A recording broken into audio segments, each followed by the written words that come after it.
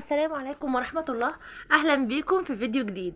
فيديو النهاردة إن شاء الله مليان أفكار للتوفير وأفكار اقتصادية جدا. عملت من كيلو واحد بس من الدقيق، عملت تشكيلة المعجنات اللي قدام حضراتكم دي. إن شاء الله الفيديو يعجب حضراتكم ويكون. بس عايزة أقول لكل الأمارات اللي فتحوا الفيديو بتاعي، لو انتي أول مرة بتشوفي قناتي وعجبك الفيديو، أتمنى جدا إنك تنوريني بالاشتراك في القناة وتفعلي زر الجرس اللي تحت الفيديو. انا كان عندي هنا كيلو واحد بس من الدقيق، حطيت عليه معلقه واحده بس من الخميره، معلقه من السكر، حبايه واحده من البيض، وكمان عندي كوبايه من الزبادي، ممكن استبدالها بكوبايه من اللبن الرايب. انا ما استخدمتش زبادي، استخدمت لبن رايب، ومعلقه من البيكنج باودر ومعلقه من اللبن البودر. وهاخد من الزيت ربع كوبايه بس من الزيت على كيلو الدقيق كله. انا جبت كيلو الدقيق ونخلته، لازم تنخليه كويس جدا عشان يديكي نتيجه كويسه في التخمير.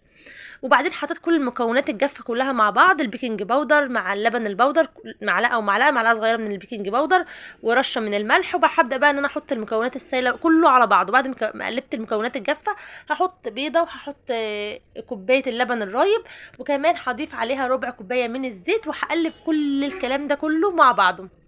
لازم اعجنه كويس جدا. هعجن بايه؟ هعجن بميه. طب انت لو عايزه تعجني بلبن مفيش اي مشكله، هيديكي كمان نتيجه احسن، بس احنا عشان حطينا لبن رايب عشان يطري العجينه معايا، وحطينا كمان لبن بودر، كل ده بيساعد العجينه ان هي تكون طريه.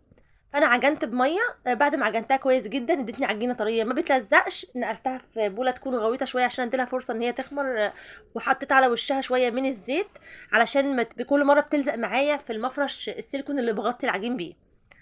هنا كانت ما شاء الله خمرت معايا. طلعتها وهبدا ان انا اقسم العجينه على 4 كور. فطبعا كيلو دقيق ان شاء لما خمر ما شاء الله رمى معايا كميه عجين كويسه. هبدأ دلوقتي ان انا اقسمه ل4 كور، لان هعمل 4 نوع من المعجنات. انا هكتب لكم كل المكونات بتاعت العجينة في صندوق الوصف. جبت اول كورة وهعمل فيها ايه، انا هعملها باتيه بالجبنة. هعمل ايه؟ هفرد الكوره دي دلوقتي بالنشابه دلوقتي مستطيل بالشكل ده كده. طبعا العجينه طريه، بس هي ما بتلزقش خالص، هي طريه خالص معايا في ايدي من اللبن الرايب. هبدا ان انا اعملها مستطيل، والمستطيل ده انا هقسمه قدام حضراتكم لمستطيلات صغيره بالشكل ده بالسكينه. بس حاولي وانت بتفرديها تبقى معاكي مستطيل منتظم عشان ما تدوخكيش وانت بتفرديها. هجيب بقى معلقه من السمنه او الزبده، والافضل انها تكون زبده، بس انا ما استخدمتش على فكره زبده، انا استخدمت ما كانش عندي زبده، استخدمت سمنه. جبت الفرشه ودهنت كده رشه او خفيفه، دهنه خفيفه من السمنه على العجين بالشكل ده كده. وبدات ان انا اجيب اي نوع جبنه موجود عندك بقى، جبنه فيتا، جبنه رومي، مش مشكله، اي نوع جبنه موجود هتحطيه كده على المستطيل بالشكل ده كده على طرف المستطيل. وهبدا دلوقتي ان انا الف المستطيلات دي رول علشان انا هعمل باتيه بالجبنه. المعجنات دي بتبقى اقتصادية جدا وحلوة جدا في الفطار وفي العشاء.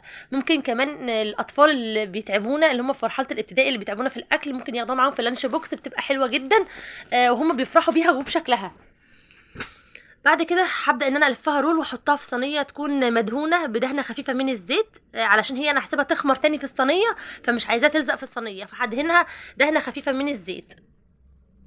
هبدأ ألف المستطيلات كلها رول بالشكل ده كده، وهحطها في الصينية وهسيبها تخمر.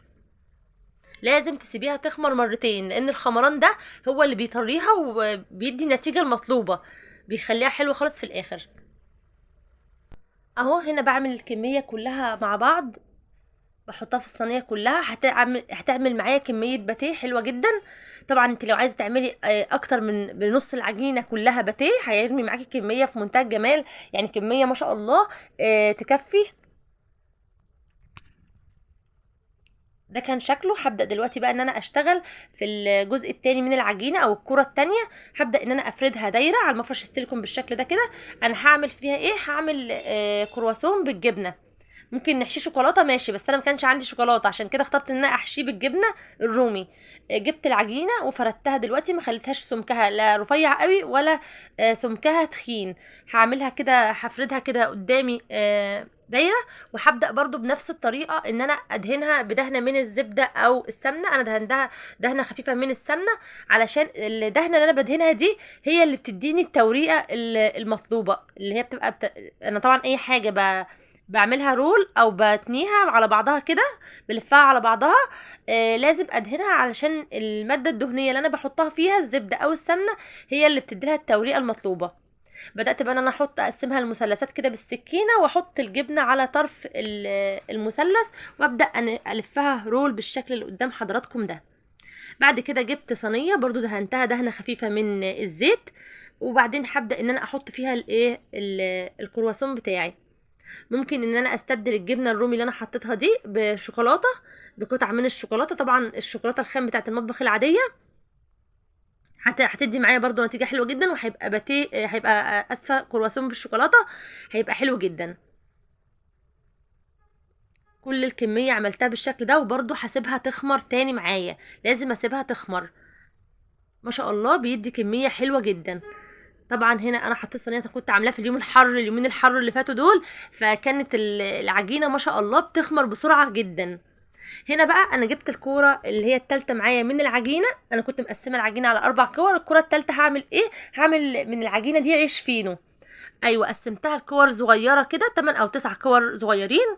وبعدين هبدا كل كوره افردها بالنشابه كده مستطيل صغير، والمستطيل ده هبدا ان انا الفه رول على بعضه، ولازم لما الف رول على بعضه لازم اقفله من تحت كويس جدا، يعني اقفله بايدي. القفله اللي هي من تحت دي لازم اقفلها كويس جدا، لان انا هسيبه لازم العيش الفينو لازم يخمر كويس جدا علشان يطلع طري معايا ويديني النتيجه المطلوبه. ده الصينيه هنا كانت اللي ادتني الكميه دي من العيش الفينو. هسيبه بقى يخمر، وهبدا اشتغل في اخر ربع من العجينه، هعمل بيه خليه نحل. كنت عايزه اعمل حاجه حلوه، فقلت لا ماشي هعملها ومش هوقف نفسي وهشتغل باللي موجود عندي. عملتها وحشيتها بدل ما احشيها شوكولاته حشيتها بالمربى عادي خالص، وطلعت جميله ومسكره في منتهى الجمال. وهسيبها بقى، عملتها كور وحطها في الصينيه المدهونه زيت وسبتها عشان تخمر. هنا بقى انا جبت معلقه من النسكافيه على شويه من الميه، وهبدا ان انا ادهن وش الباتيه والكرواسون بيهم، عشان هما كانوا اول صينيتين خمروا معايا علشان ادخلهم الفرن.